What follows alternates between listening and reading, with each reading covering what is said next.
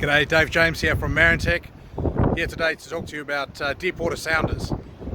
We sell a lot of sounders throughout the lower South Island, from South Canterbury down to the Bluff, and there's a few things that people need to know if you want to find fish in deep water.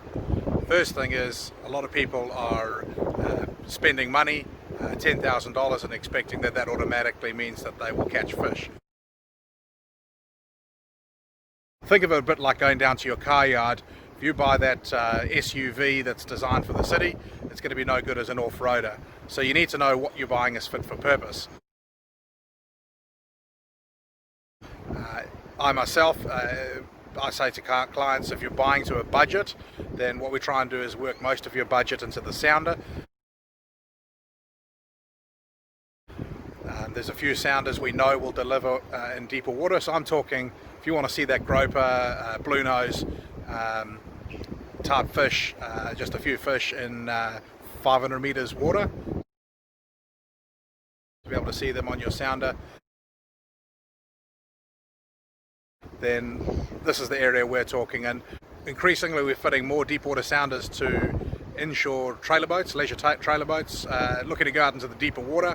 You're looking at about an $8,000 to $10,000 spend. Does seem like a lot of money, but the way I look at it is, how many times do you get to go out and fish there? How frustrated do you get when you see nothing on your sounder, and periodically you catch fish but you never see them? There's a reason for it, and we can help talk you through that, where your money needs to go if you want to be able to see the fish in the deeper water.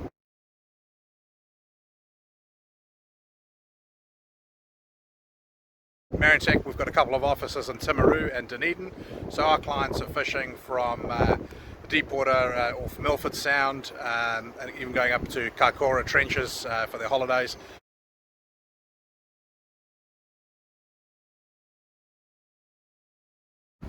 Something else that's really important to understand is that it doesn't matter how small your boat is. We've put deepwater sounders onto boats as short as 5 meters. We can help steer you through that process. So there's many different ways we can install the transducers. We can go with shoot-through hull tanks with Lexan windows, that sort of thing. Although these days, if possible, a lot of boats are aluminium. So we've got a really great solution for installing the transducers on custom-made tanks off the rear of the boat, off the transom. Now, these tanks, when you look at them, we'll see some pictures shortly, they might look pretty easy to replicate, but there are micro nuances in the tanks, and we found that when competitors have tried to copy our tanks, they don't get the same sort of performance. So there are some key things we need to make sure that we get right for the hydrodynamic flow, to ensure that any turbulence, aka bubbles or aeration, which is going to upset our sounder, are kept away from that transducer face. So there's some key things that we do to ensure that that happens.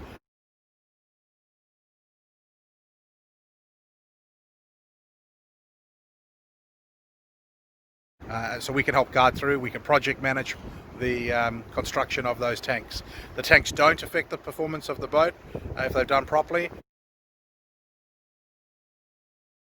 Something I'm very passionate about is making sure that our clients understand how the technology works. So before we even look at your particular sounder, we help to explain how sounders in general work, what you get for your money if you spend more on a sounder, so you can actually understand the dynamics involved before you make that call. And usually at the end of our discussions, one of two things will happen. You'll either say, all right, I understand now why it takes $8,000 to $10,000 to get a deep water sounder, something that's going to find me fish in that 500 meter or deeper range, and then you make the call. I understand, but I can't justify it. Or you say, yeah, great, I'm going to go for it. Or it's something you put on the back burner to do for the future. But at the end of the day, we want our clients to be happy with what they buy, to be very satisfied with the electronics package. And we've got many, many happy customers. So very often clients already have a combination unit which is not doing the job, not giving them the deep water results they want.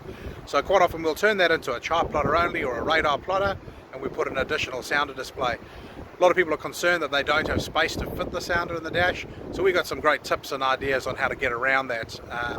And even on the smallest of wheelhouses, 5 meter wheelhouse, there's no problem with finding a place to install a sounder display.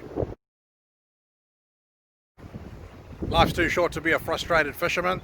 So if that's you, you want to target those fish in the deep water, get in touch with us here at Marintech and we'll steer you through the process, and we know you can get the results that you want. Cheers.